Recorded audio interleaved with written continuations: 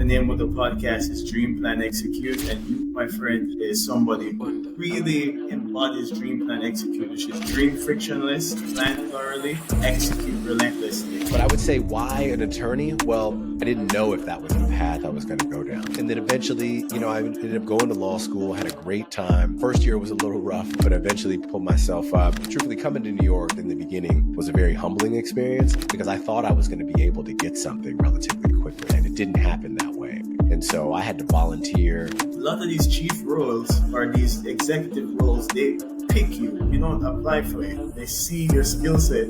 To this day, I was surprised that I was tapped for this. Because let's be honest, it's great to be known, right? But if no one's talking about you to kind of get you to that next level, to elevate you, then what's the purpose, right?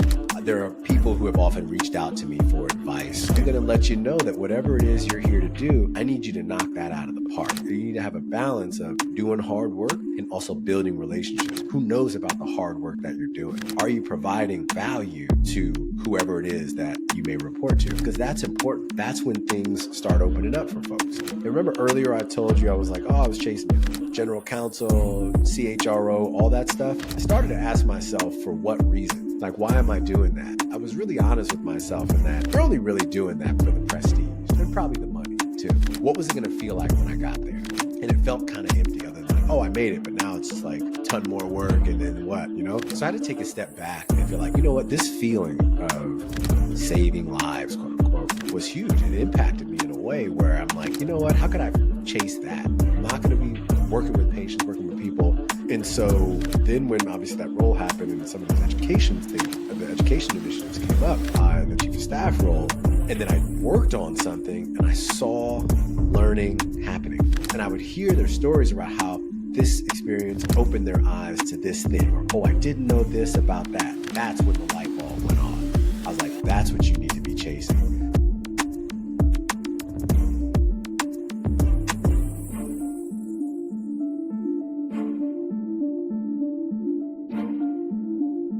Brian, thank you for taking the time to come on the podcast. The name of the podcast is Dream Plan Execute, and you, my friend, is somebody who is a renaissance man and who really embodies Dream Plan Execute, which is dream frictionless, plan thoroughly, execute relentlessly. Just to go through all the accreditations that you've had and the things you've done in your life, from being a accomplished attorney, right? Moving into healthcare and being a vice president in healthcare, and then finding the time to also do a podcast. I mean, it's a wide plethora of things that you've done, and I'm just so happy to have you here as a guest. So I appreciate you taking the time. Yeah, Ramon, thank you for inviting me. I appreciate it. Yeah, when I hear all those things, I'm like, wow, there's a lot on my plate, and I don't know, maybe I should slow it down a bit, but to be honest, I really can't. No, it's, you're a passionate person and you go after things, and that's the plethora of why I started Dream Plan Execute. I wanted someone who are just to bring to attention to people who have that. I see a plan, I see what I want to do, and they go after it. And that's why that word relentless is part of the mantra of the podcast. But before we get into all the accomplishment, I want to carry it back to Brian as a child, as a kid growing up. Where did you grow up? What made you want to be a lawyer at first?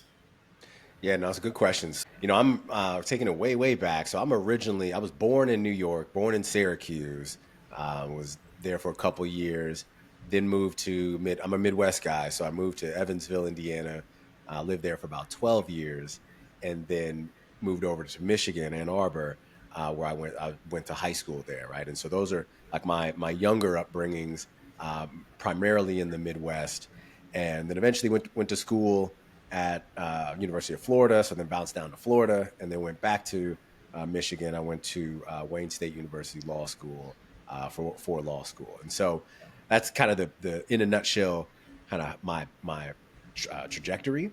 Mm-hmm. But I would say, why an attorney? Well, if you ask my parents, they'd probably say because I always like to argue, and I never like to listen, right? But I think for me it was although I had always kind of thought about it, I didn't know if that was the path I was going to go down. I really liked the I mean, look, I'm dating myself. I'm an elder millennial, right? So I used to love watching, Matlock and Perry Mason and those types of shows. And I loved kind of the gamesmanship, the arts form of being an attorney, right? And that really drew it to me. But when I eventually kind of went through school, it was like when I went to undergrad, I started out as an architecture major. Really? And yeah, oddly enough, right? That only lasted a semester, so it was kind of a short stint. But after that, I was there. I just transitioned into business management. But in between like my sophomore and junior year, I did a kind of a clerkship in a firm that I had worked with, that I had known for some time, and that was really then when the bug hit me again. I was like, you know what, I would love to do this, right? And at the time, it was the type of law was TBD, but just the partner I was working with, the everything that he did, from planning to executing to partnering with not only the clients but sometimes judges and other folks, just to see how the system worked. I wanted to be a part of that. I was very interested in that, and at the end of the day too, it was about helping business, helping people, that and then winning something obviously felt good. I'm a sports guy as well, so obviously wanting to win at something, win a case, or win for your client, or win for whoever. That's a good feeling that people want to continue. and and so that's where kind of the law bug hit me. And then eventually, I ended up going to law school, had a great time. First year was a little rough, but eventually pulled myself up, and was really focused on kind of the business side of law, Okay. where initially, like, I was going to do kind of M&A work. I thought I was going to do securities regulations for a long time, and that just didn't pan out. And then randomly, I fell into employment law when I got to New York. And so, kind of a winding road of in my whole career. I like to joke and say I took the scenic route. But yeah, that's really kind of how it all started. This one partner in Michigan, his name was Ron. Actually really lit that fire for me to eventually go down the legal path.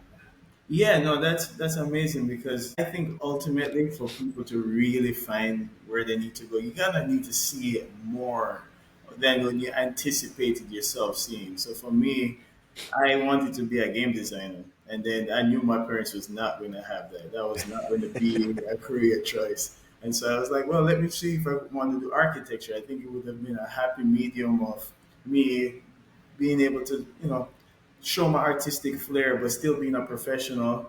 And they were like, all right, we could work with that. And then I kind of went along, and I was like, you know what, maybe that's not the case. Maybe I want to do engineering. I think it had more breadth and ability to get into different industries, just because of the length and the career and the difficulty of the math that you're doing. And then I ended up in construction. And I think all of those experiences helped me know when I'm doing or managing projects. So it's nice to see that someone who's at the vantage point that you are, took the scenic road, Yeah. and still was able to get there. I always say to people, I don't care how you get to Manhattan, as long as you got on the train, yeah, you go Right. to Manhattan. So that's amazing. And so, what after you got out of school, you went through becoming an attorney. What was the transitioning point from being an attorney to being a consultant, and then working your way to being a healthcare vice president? Like, Yeah.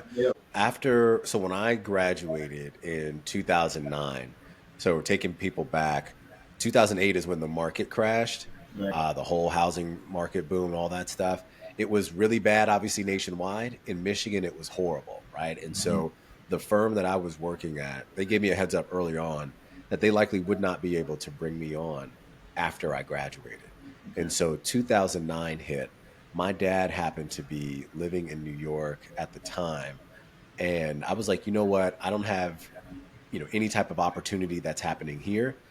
Let's go try this thing out in New York. Like, let's try to figure it out. I didn't have a job lined up. I didn't have anything lined up. I just came here on a prayer, to be honest.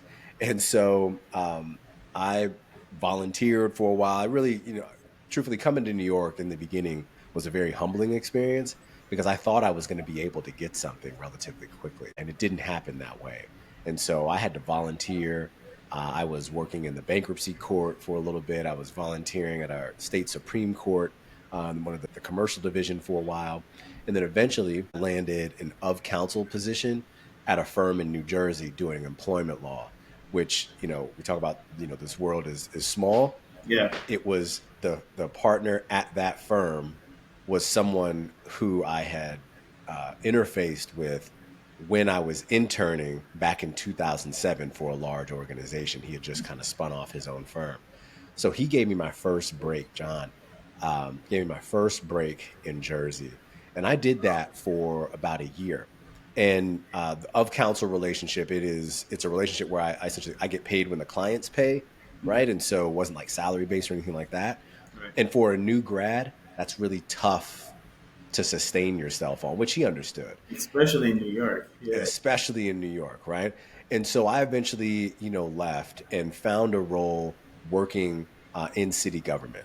And so I initially started out. So I'm an employment attorney, right? So now I go into kind of this employee investigation type of work Right. in what's called an office called the EEO office, which is Equal Employment Opportunity.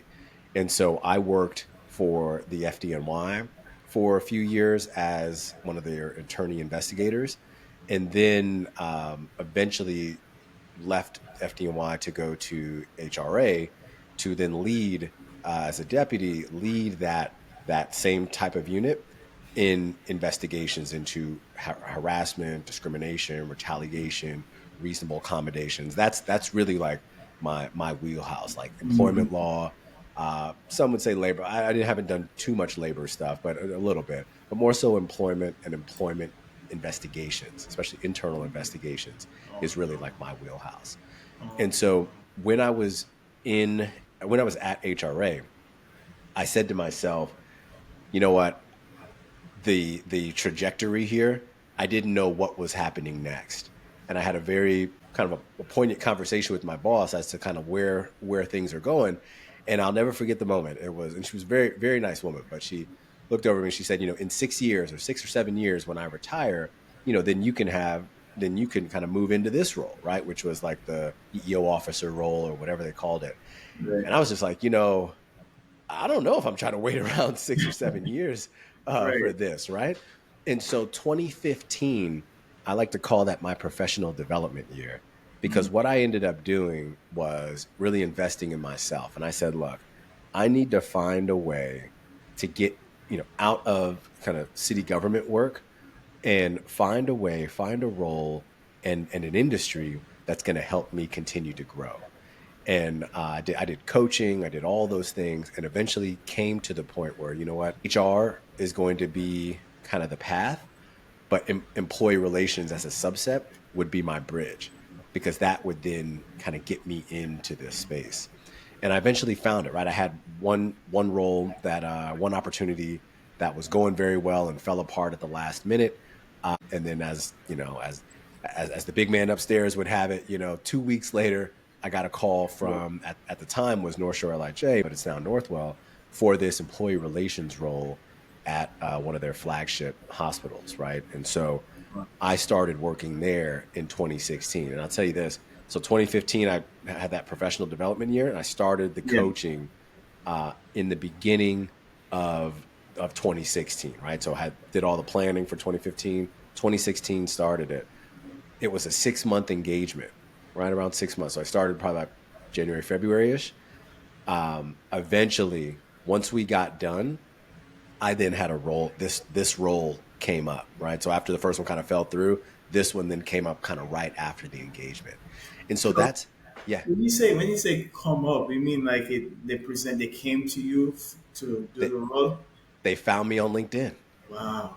Yeah, it was so random. That's why I was like the man upstairs had something to do with this, because it wasn't a role that I saw, right? I had been going through a path with another company, and it fell through. And I got, I had my resume on LinkedIn and all that, and I had applied to a lot of jobs. I got screened, like someone found me on LinkedIn, and I was like, oh, what is this, right? And I go through the interview, go through the process. I was like, oh, this is beautiful. This is perfect. So what are we doing here? Right. And so we went through with that. And then eventually I found a role. And so I've been in healthcare since 2016. I'm actually coming up on my 8-year anniversary soon. And you asked about that's kind of the beginning part, but I wanted to give that background because because it's illustrative to what then happens Right. now and the mindset that I got coming into here. So when I came to this role and when I came to this organization, and this was, I don't think this way anymore, but this is how I used to think it was. Even when I was in some of the attorney roles, my goal was general counsel. Right now, when I got into this HR role, my goal was CHRO, so Chief Human Resources Officer or Chief People Right. Officer, whatever you want to call it. So that was the trajectory that I was always like aspiring to. So when I came into to Northwell, I was like, you know what? I'm going to give myself 6 years to make a VP role, and then from there, figure out where to go, whether it's here or elsewhere, because I didn't expect to get it here, but then figure out where to go next that would put me in line for a position like that. So I gave myself a 6-year plan and I was executing it, right? So that's why when this was pitched to me, I saw the dream plan execute, and you talk about that relentless piece.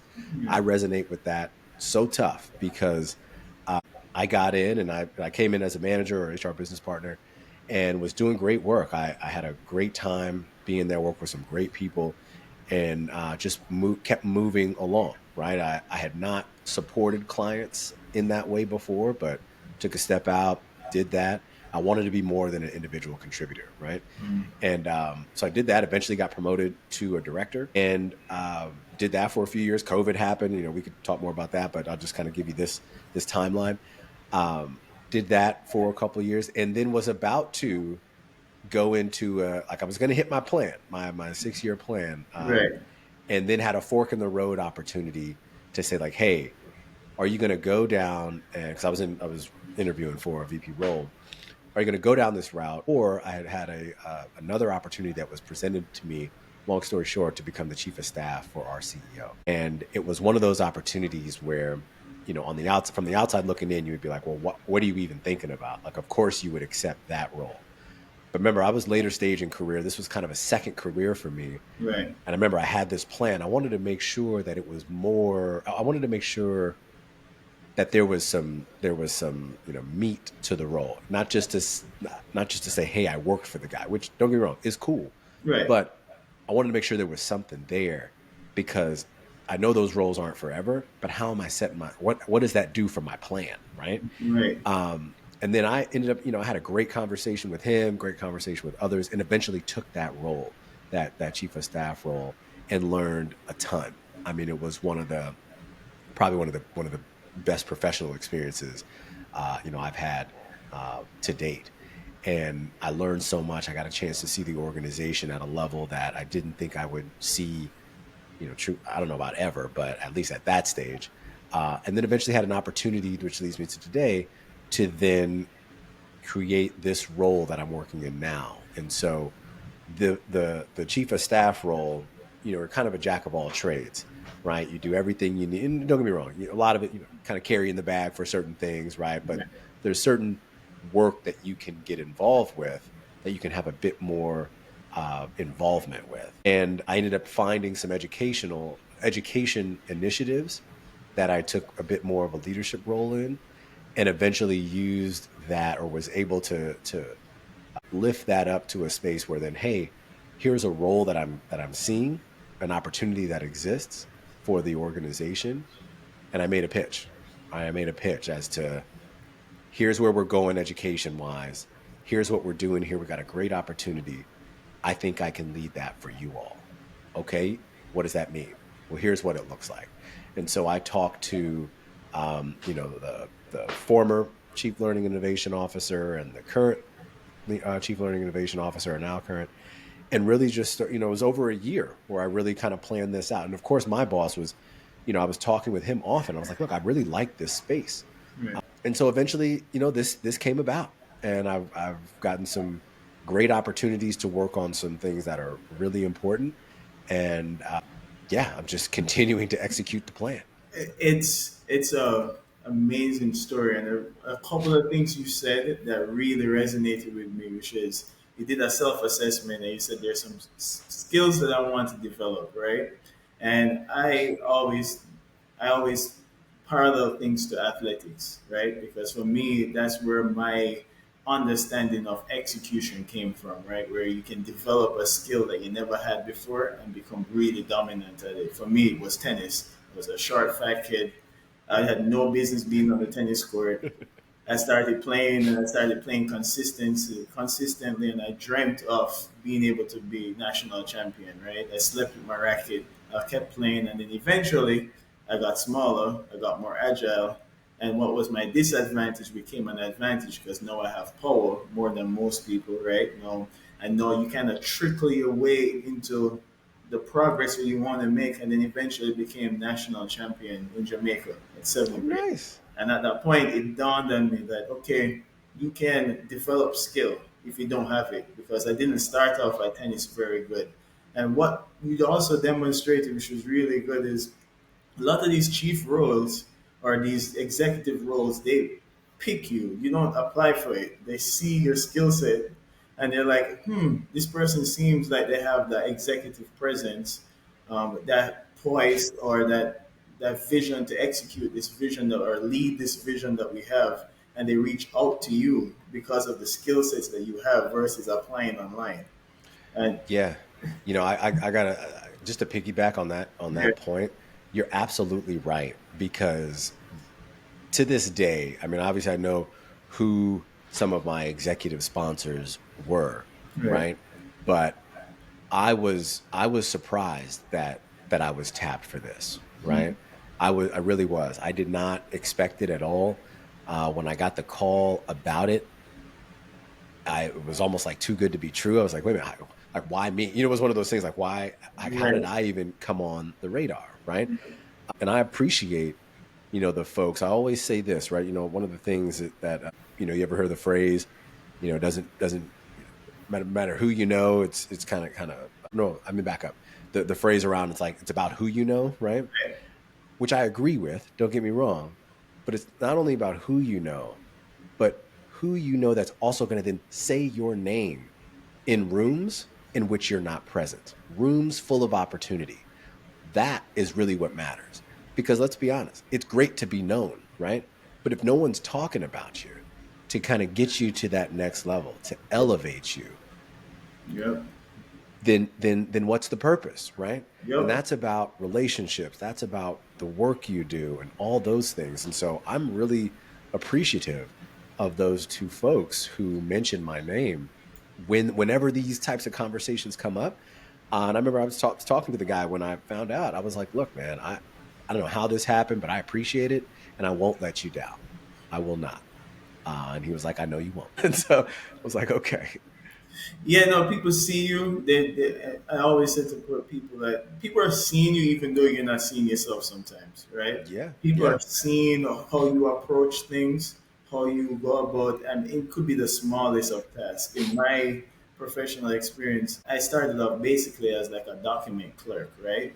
And before I got to running multiple data center projects, I was just doing everyone's documentation, sending in RFIs, sending in submittals. The first task that my vice president gave me was like, listen, all the project managers have these DOB drawings at their desk. When we come when the building department comes on site, no one can find the drawings.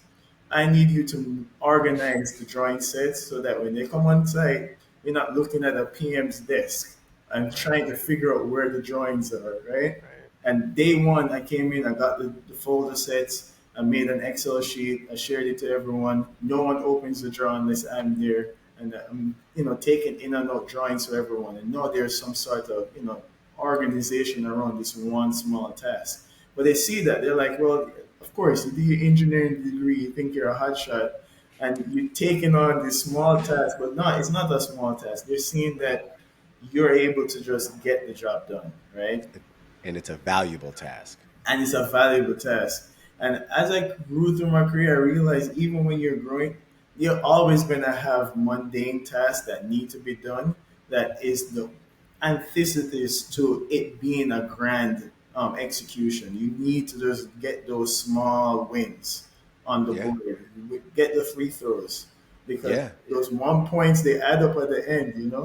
No, without a doubt. And, you raise a good point. And I like that you said that, right? Because I often, I don't know if they'd call me a mentor, but like there are people who have often reached out to me for advice on, how I navigated this space and all these Right. types of things. And, one of the first pieces of information that I often share with them is that whatever it is that you are hired for, or whatever it is you're here to do, whatever your job is, are you doing it excellent? At a level of excellence? Are Right. you? Like, do people know the work that you do? Are you providing value for what you're doing? Are you killing it where you're at? Right. Because I'll be honest, if you're not, then these conversations around wanting to, everybody wants to be, wants to climb the ladder and do all this, Right. but they don't have, they're not killing it where they're at right now. And so I often, and at times I get looks like, oh, that's kind of harsh.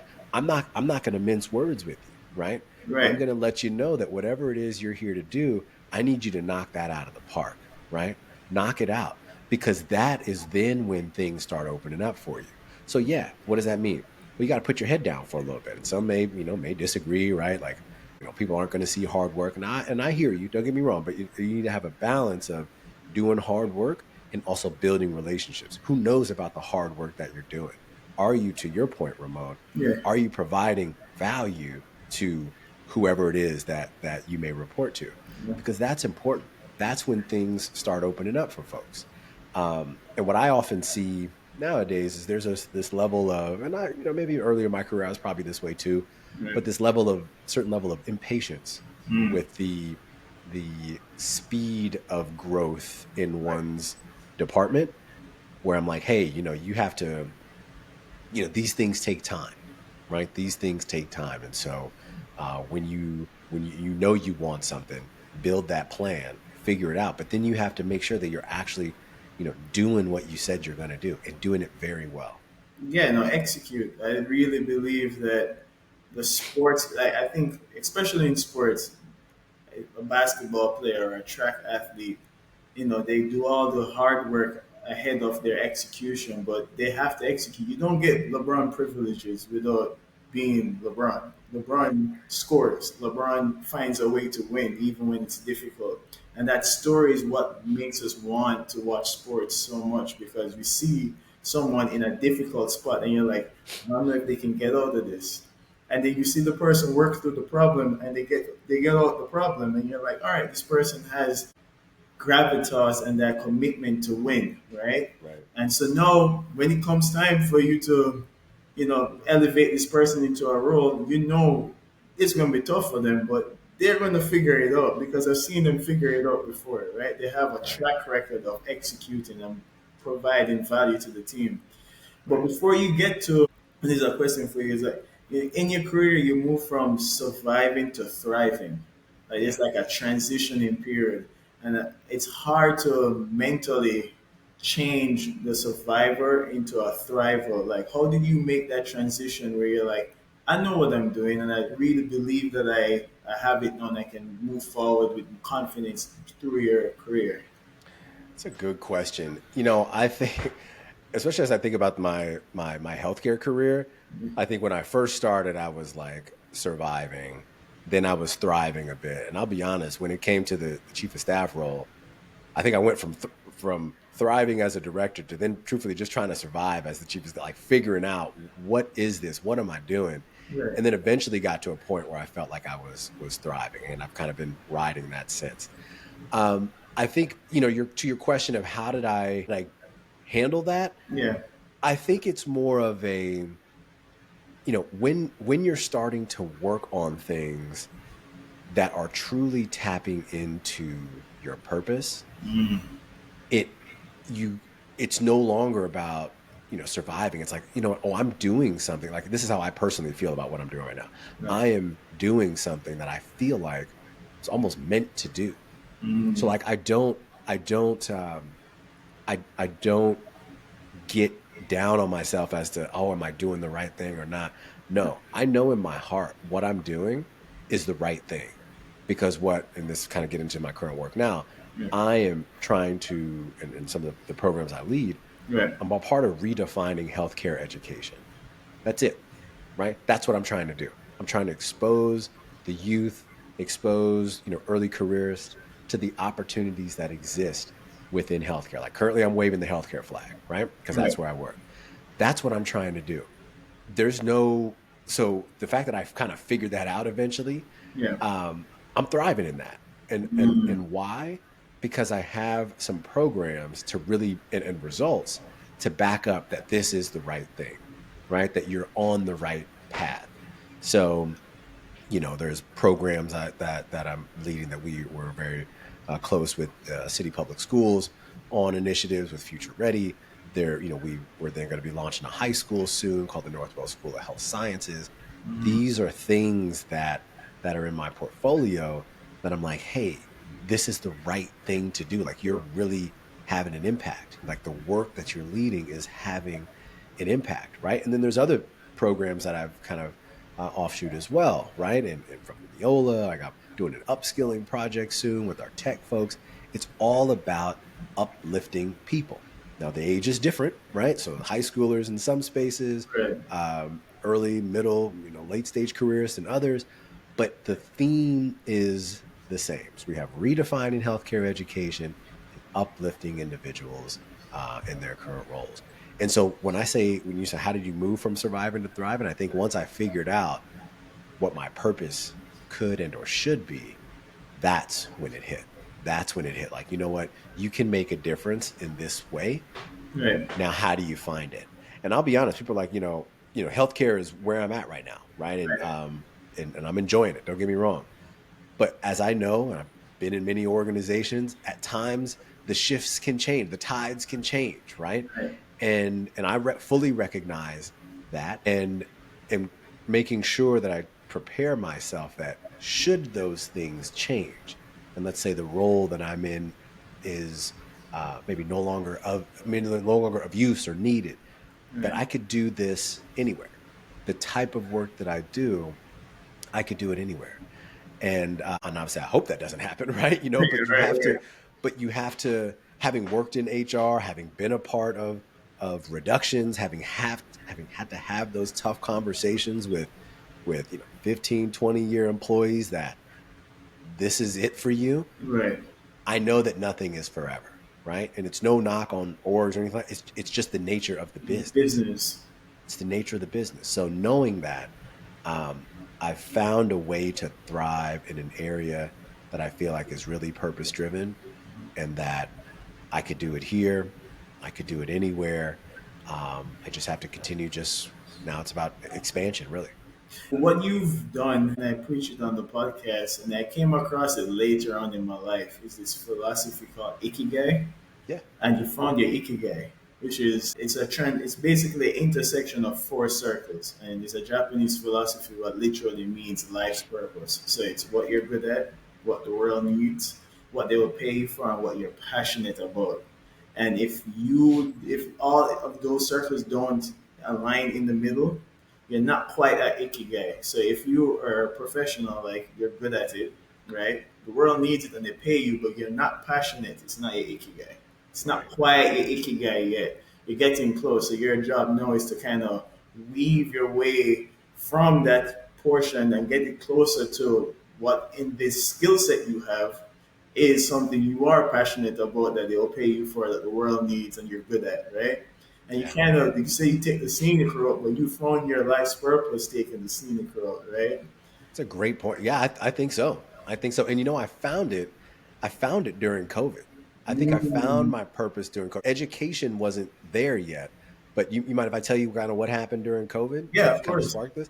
So, in taking it back to two roles ago, I was a part of leading what we call the labor redeployment efforts at our specific hospital when that first wave of COVID happened. And long story short, yeah, as you know, I mean, you're in New York. A lot, were you in New York during COVID? Yeah, my wife's a Okay. nurse. Geez, yeah. Okay. All right. So you know. So there was a lot happening. Yeah. We had to make sure people where were they? We had to make sure people where they needed to be um, during that time. And so one of the things that happened was throughout this command center, we ended up doing something, putting people in the right place, and in long story short, it ended up saving people's lives, saved a few lives. And then it hit me. I think that's the first time I really felt like, oh wow, that's like that was a huge impact, right? And you'll never meet the people, you'll never meet the families, all of Right. that, but just to know that you were a part of something, and there's a million and one stories. Probably your wife has some as well Yeah. about those types of things that people were involved in. I'm not a clinical person. I'll never be on the bedside or anything like that. Right. So I would never be able to explain that type of feeling to you. This is probably the close I'll ever get. And so once I had that happen, it was a light bulb for me. It Yeah. was like, Brian, what are you chasing? Right? What are you chasing? And remember earlier I told you I was like, oh, I was chasing general counsel, CHRO, all that stuff. Right. I started to ask myself for what reason? Like, why am I doing Mhm. that? And if I had to be really honest with myself, not if I had, but I was really honest with myself in that you're only really doing that for the prestige and probably the money too, right? Right. Let's be honest, right? Because what is that going to mean when you get there? Right.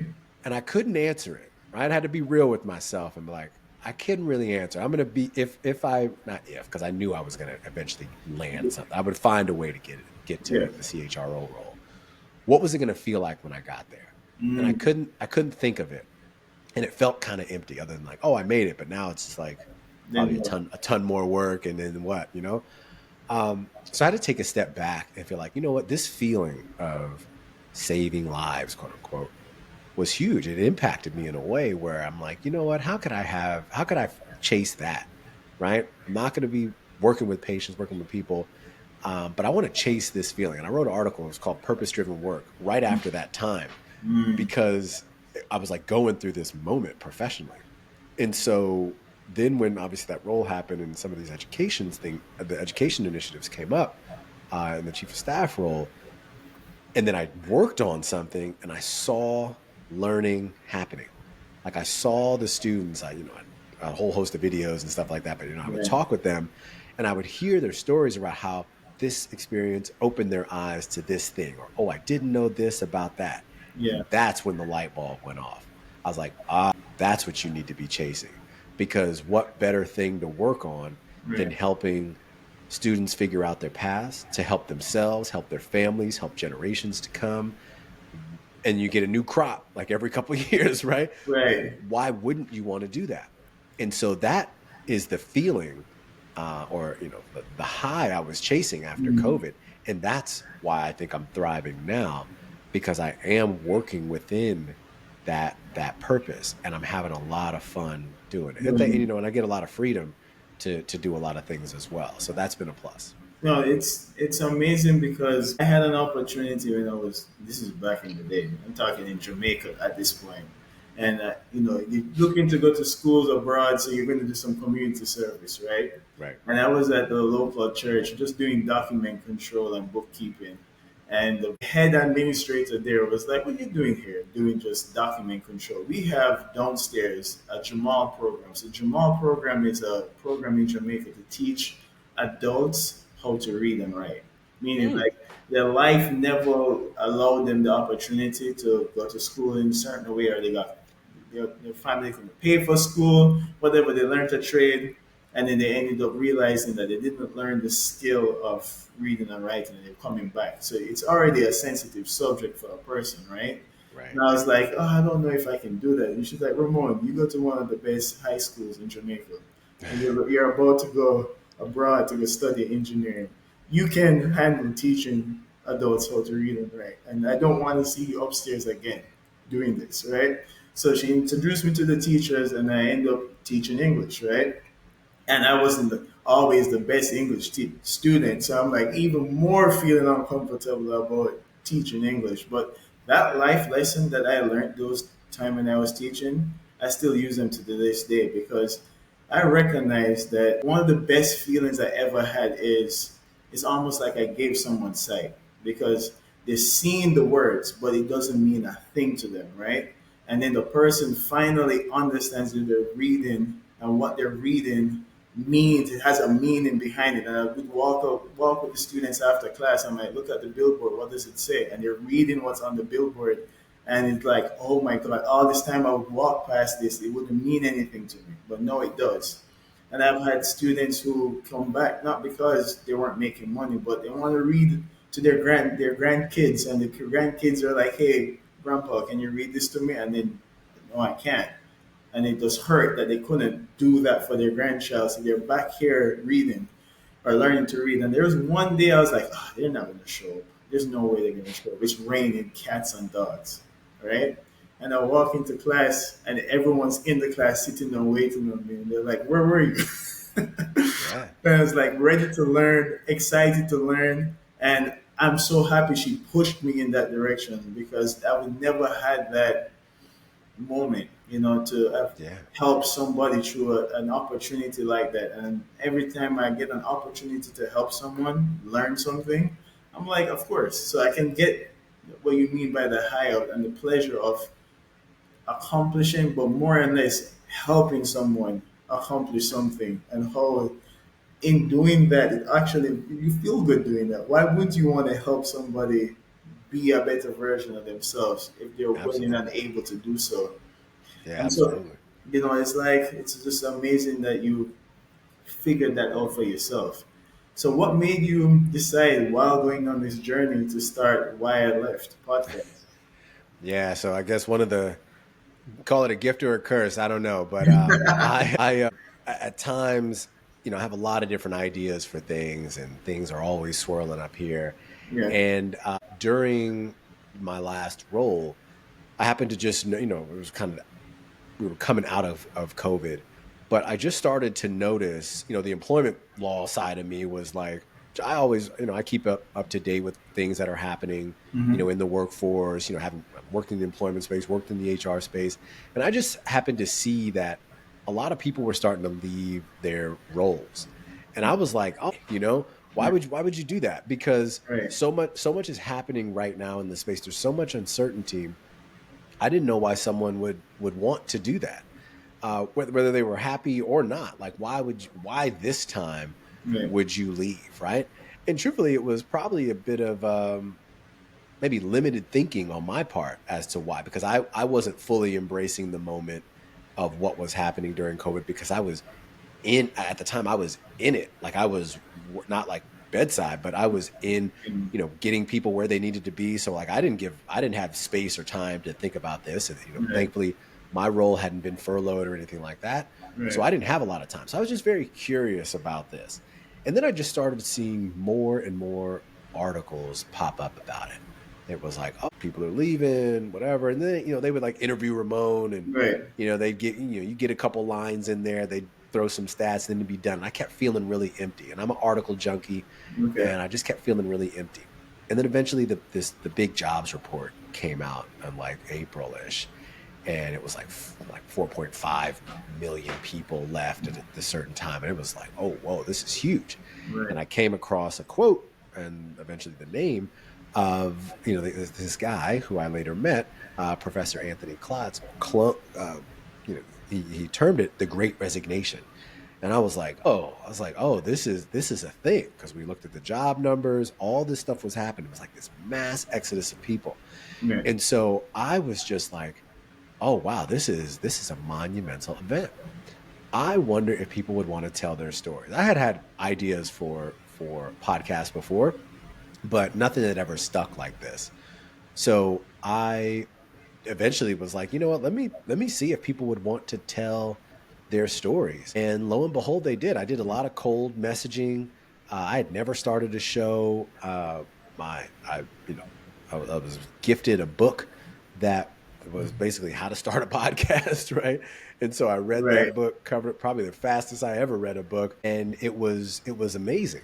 And so I was like, all right, you know what? Let's, you get to a point where it's like, because the premise was never to be about me, right? Like, and even still, I don't really. I mean, I did one solo episode as an intro to the show, and the why, but it was really about telling the stories of other people. Mm. Because what I found is that we don't talk about resignations enough. It's a Right. very taboo topic. I think it's becoming less so now, right? Right. But even still, at times it could be sensitive. And granted, there are some resignations that we probably shouldn't talk about, right? Like, there are bad things that do happen in the workforce. Unfortunately, I've seen many of those. But for the ones that aren't, right, and that are, you were going through something sparked in you that you were going to leave. I Yeah. wanted you to tell your story. I wanted people to hear that. And so I set out on this quest to find people who were willing to share a very intimate part of their personal slash professional life. Right. Yeah. And it's turned out great, right? It's turned out great. That first season, there was a lot of and I appreciate all my guests, right? But especially that first season when I was, I'm a random person just reaching out to ask you about, hey, I saw you left your job and I want to talk with you about it on this Right. platform that you've never heard of with a Right. guy you've never met. One met. And, and sometimes these people are in other countries, in a country you may not have been to, right? And so I'm like, Right. I appreciate all the trust, the blind trust that people put into me to tell their stories. And I always promise them that, I go through a very meticulous process of intro calls and then official interviews of, I really wanted to tell your story the right way. And the story is really about you, right? And so you've listened to a couple episodes. So Yes. I really try to take them, and we can go anywhere, but I Yeah. really try to walk them through and have them walk the guests through. I'm sorry, walk the audience through, their thought process behind this, right? What happened? Why did they do it? What are the lessons that they learned? What's advice for others? Because there's so many people, and I get so much, I'll call them, like Yeah. fan email or fan, responses, DMs, that there's so many people who are going through stuff at Right. work. They don't feel, they may not feel safe to talk about it with people at work, but Right. they found my show in some way helpful because the people, you can see yourself in a The lot of the person. folks that I bring on.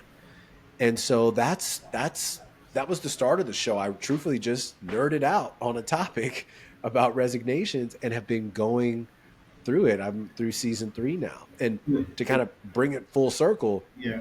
the gentleman who coined the phrase, I eventually got him on the show That's to amazing. start season 2. That's Yeah. amazing. Yeah. That's amazing because you see, you went through the whole, to me, dream plan execute process. You had like an inclination, you followed your intuition. I always say dream frictionless because when you're a child, you never really question what was your intuition, right? And you kind of just get jaded as you get older because things happen, life happens, and you get Right. jaded. And it causes a lot of friction when you come up with a plan, an idea in your head. That won't work, that won't work, that won't work, right? And I was like, well, honestly, being an adult gives you planning skills. It's not so. It's trying to help you become more thorough with your dream. It shouldn't be fighting your dream. It should be cleaning up the vision you have so you can get to executing. And a lot of times when you have an idea, like a vision or something, it kind of almost like your adult side or your jaded side tries to find holes for you to not do it, right? It's like, don't do it. It's never going to work. This and this. This is why it won't work. There's so much podcasts out there. Why is it that you feel in yourself your podcast deserves to be there, right? And so there's this fight between Yes. your inner child, or just like aspiring for a dream, and this jaded adult, and like bring them to the table and say, hey, you guys can actually work together, and we can actually do this, so we can execute it. Also, what I kind of pick up from when you were speaking is, you became a lawyer, but you also did a podcast. Being a lawyer is also telling a client story. You are really are like, the audience is your jury. You are advocating for someone else, your client, to tell the story of why this happened, where did this go, and how did you feel about this, and you kind of work your way to. Right now, I'm watching Suits. I never watched Suits because I am like a Suits junkie right now. But at Great that show. point, I'm like, okay, I get it. I can get why somebody wants to be a lawyer because you are advocating for your client and you want them to win and you want to win for your client. But the story matters and how you show the story matters importantly too, right? And so to you, you took all your skills from being a lawyer and you are now showing people the world, like, everyone has that moment in their mind, like if they're not in their ikigai, right? I'll preference it like that they do want to leave, but they don't really. It's a statement versus a plan and it's some way to execute it, and your show shows them how persons went about actually executing this thought that they had, right? For Right. me, your last episode with Morris, I mean, it is amazing because I'm also want to build a real estate portfolio. I also work in a corporate 500 company, and just to see how he went about, no, I don't want that role. Actually, I'll take this role. And people think it's like working smart. No, you got to work hard before you can work smart. And that guy was working hard, Yes, right? he was. Three jobs, 20 plus years. Maurice, it was a great episode to record. Yeah, I had a lot of respect for him, and I keep in touch with him, and he's hit the work that he's doing is phenomenal for folk. Like, he's got this phrase, that try life on phrase, yeah, that is just so applicable to, I think, obviously, before I knew of the phrase, I think it's applicable to me, but it's yeah. applicable to a lot of my guests as well, and him included. And I just love to see that. I get a lot of feedback on his episode, which is good. So I appreciate you listening to that. Yeah, and I went all the way back to season one, and again, episode 20 with Ashley and her Yes. journey as being a lawyer, a corporate lawyer, big law. Everyone's happy for your family. I'm sure your family members are ecstatic. Daughter or my niece or whoever it is, she works at this company in New York. She's a lawyer, corporate, and then having that realization, like, hey, actually, the accolades are for everyone else, but me internally, do I love this? Do I enjoy this? Do I enjoy doing what I'm doing? I don't. Okay, what's the plan? I think most people get to, I don't enjoy this, and they panic. Like they go, okay, I'm doomed. This is it. Game over. As opposed to, okay, what's the plan? How am I going to work my way through this problem? I don't like this, but I like this. How do I Right. get from here to there? And like put the plan together and then execute the mundane tasks that are necessary to get to that point. And so your podcast really shows that process, right? Because when people talk, they usually talk in like big picture. Yeah, this day I went and I left. Well, what happened in between? Like, Well, that's my thing. Yeah. Yeah. what's the mechanics that move from your initial thought to actual execution and doing it? Like, there's a whole story there that's not being told. You Yeah. know? So, And that's where I like to dig in. That's where I like to dig in. Once I find, once I know that they've done that, that's where people are learning a lot. And because you can see the process. Like I even, like, if I were to do my thing, and I told you about my role from going from HRA right. to Northwell, that piece, coaching, hardships, figuring things out, failing a few times, like, you have to do something, right? You have to work it in the right way. And so that's what I love getting to the bottom of throughout the show. And you're into athletics also. I think it comes also from an athletic mindset because I think in athletics it's really, you see, when you're winning, someone's sadly losing sometimes in a sport. It means you see, like, for me, one of the best stories that ever played out in athletics is Messi winning the World Cup, right? Yeah. Think about being on top of the world and they use this one thing you just can't get, and you've been there multiple times and failed, and then with hard work and grit and perseverance you accomplish that goal, right? Like, and so Yes. I think when we watch sports, we don't just watch it for the points. I think we really genuinely watch it for the story that's unfolding in front of us with the characters who are in the game. Yeah, we call it human interest. Human You interest. know? That's what we're always trying to find. And so, for you, when you were going through your career, I mean, I'm sure you came across opportunities of procrastination, overthinking, and like obstacles, overcoming childhood trauma. Like, how did you, when you get to these sticking points, like I would like to call it, how did you get past those sticking points? Yeah. So for me, it was, um, no matter what, Hmm. right?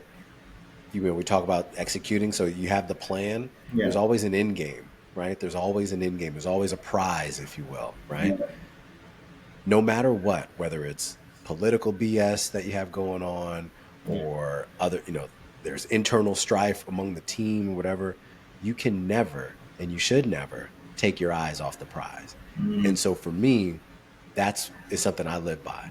So I know what I need to do.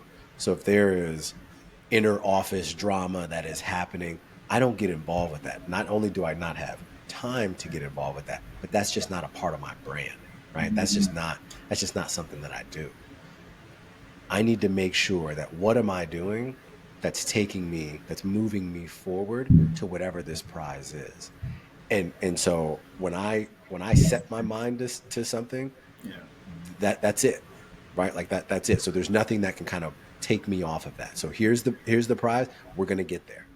Hell or high water, we're gonna get there. The timeline at times can change because life, things happen, Right. right?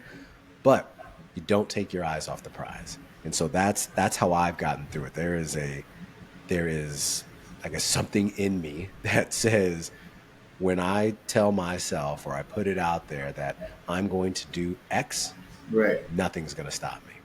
And that's what people see in you. And that's why they elevate you to the roles that they've elevated you to. Because there's a book called Good to Great, right? And that's an amazing. What's a level five leader, right? What's a person that people want to, run into battle with? Is that person that they know that hell or high water, once he sets his vision on something, he and his team is going to accomplish it. And your Right, team feels that you're going to be there helping them accomplish it no matter what, right? right. And so that portion of it is, I would consider, and I'm in a leadership program right now, a coaching program called Vertical Motion, and he Nice. calls it executive presence.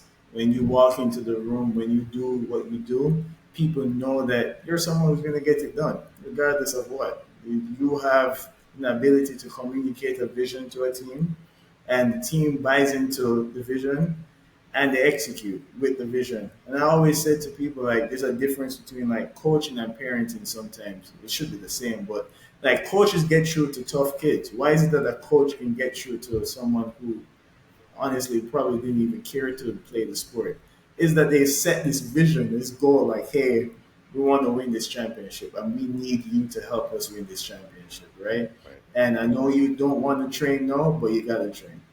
And there's a little bit of patience, there's a little bit of tough love, but there's this like grand vision that the person is presenting to you, like, I know you can do it and I know you could be great. And they're pulling you into that vision. And sometimes as parents, you can not coach, right? You can be disappointed and like angry, but not coach. So, no, it's great to have someone like yourself, not only on the podcast, but teaching and leading the future leaders in healthcare Yeah, because no, thank you.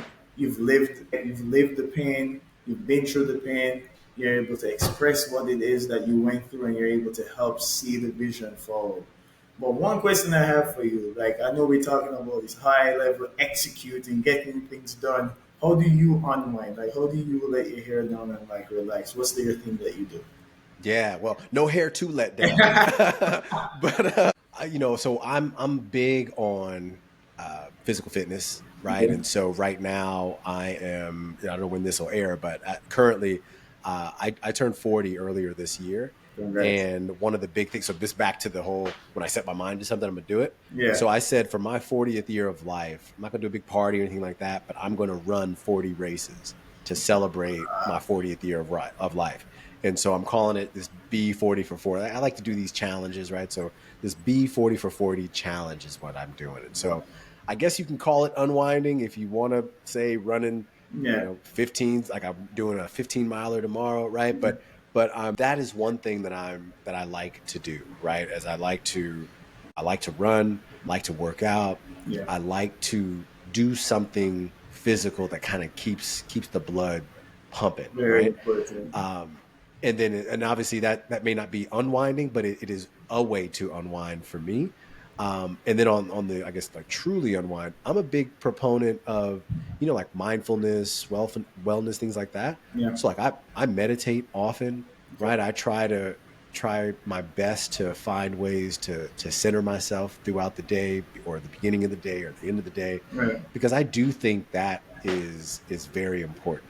I got really, really into that, probably truthfully during more so during the pandemic, and You I've kind know, of kept it up.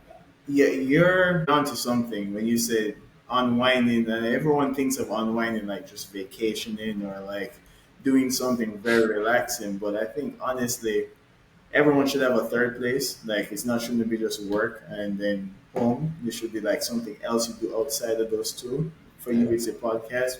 For me and yourself, you run. For me, I started jujitsu. Oh, Started Brazilian nice. jiu-jitsu. I started that in January, and it's tough, but it's exciting tough because you feel like I know I'm a high level executor, but then you meet, you're in a room with killers, people who are training not a 9 to 5 job. This is their job. This is what Right. they do. This is what they're doubling down, and that's what they're all their attention is going into, and you're coming in and you're just feeling the difference, Oh and man.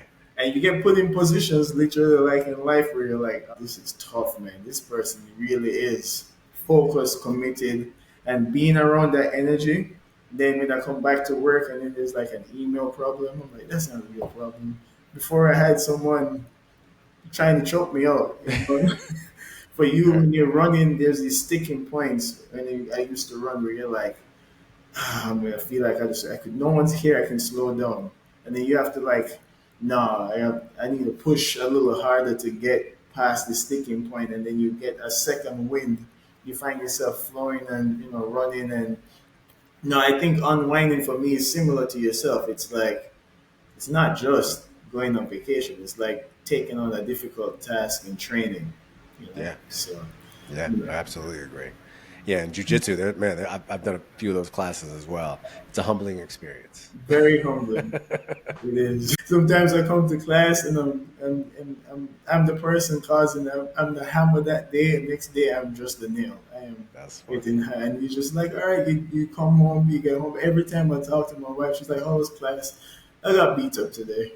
Yes. Or I'm going to class and I'm like, I don't want to go. She's like, you could just stay home. I'm like, no, I'm going to go. Knock And it so out. it's just like finding ways to challenge. And I think it's more than just physical, it's the mental fortitude it gives you doing a physical task. Agreed. Because it's like, to your point, you're going to force yourself to do something. No one's asking you to do 40 races. Right. You know, Right. and you didn't have to broadcast it here either that you're going to do it. But Yeah. you told the world, and you're like, I got to do it, and so I'm going to Yeah. do it. Yeah, you know what's funny? I had an episode. Yeah. There's a gentleman named Antonio Neves Hmm. who was saying that because I told him about this as well, and one of the things he likes to talk about is that as we get older in life, like we need to have like when you talk about dream planning and execute, you need to have like finish lines for something, Right. right? So like, oh, I'm doing this, and you know what? I'm training for a marathon at the end of November, or I'm jujitsu. Oh, you know what? I'm doing this because I want to be, In a you know, tournament. X amount of belt by in 2 years, right? So like you need some type of end goal Right. because for most of us who played sports in high school, college, or whatever, maybe do some intramural stuff now. Right. It's almost like that the structure, especially when you throw adulthood into everything, the structure of those things aren't what they used to be. But you have to balance everything with, if you have a partner, if you have Right. kids, or if you're Right. a caregiver or whatever. But you need to have like these end goals for something. So you need to like set something where like, hey, you know what? On the calendar, by this time, I'm going to do X, or I'm going to do this event. And that's what keeps people going. And so when he mentioned that to me, I was like, oh, I never really thought about it like that. Right. But you're so right, because it's almost like, you're like people that hit those plateaus and workouts because what are they working out for? Right. But no, figure it out. Oh, I want to squat 350 by end of 2025. Well, what do I need to do that? Right. And then you build up to that. And then after that, you get the next goal. So that's what I think is so important. I'm glad he kind of called that to my attention. Yeah, no, you nail on the head again because to me, I always say to people, you project manage your life, and Yeah. part of project management is setting defined goals and expectations. So, if I tell you you need to get it done in a month, it means you're going to man the job to get it done in a month. If I tell you you have 6 months to do it, you're going to man the job according to finish in 6 months, right? So to Right. have the ability to turn that tool against yourself and be like, I need to get this done in a year. Well, what happens is you start planning backwards. Like, okay, if I'm going to do it in a year, I need to train this amount of time. If I'm Right. training this amount of time, I need to do it every probably 3 times a week. And now everyone knows you're doing this. Now the world kind of rotates around these weighted moments or points, right? Like on a Saturday at 12, I am doing jiu-jitsu. My wife understands that now, right? So if it's on a Saturday and it's around that time, you know where you're going to find me. And so now it's like now you have a system built in to pull you to that goal. But if you don't got a goal to get pulled to, then you just miranda along, kind Right. of float along through life. So now I appreciate you taking the time to come on the pod. But before you go, I want you to let us know how can people reach out to you? How can we find Brian No, Aquart? absolutely, and I appreciate you having me on. And so you can find me on LinkedIn, Brian Akar, Aquart.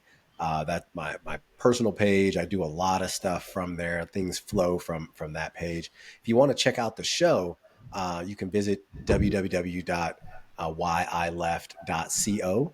That has all the show information, and then from there you can spawn off to the YouTube channel, Apple, Spotify, whatever your flavor is. So yeah, that LinkedIn is a great starting point. I'm also on Instagram, but it's a little less so there. But really, LinkedIn is my main platform. No, and it's an amazing show. I watched the episodes. The production is amazing. You do, I Thank you. can tell you have a great attention to detail, and the quality is high. The questions you ask are phenomenal. I mean, they're Thank you. high level questions. They're not BS questions. And no, I'm looking forward to having you back on the podcast and just seeing the podcast you're doing right now grow because it's important. The world needs it and you're passionate about it. And I'm just excited you took the time to, carve out an hour out of your day to be on the mind. So I appreciate that. No, thank you for having me, and then we'll keep in touch for sure. All right, keep safe.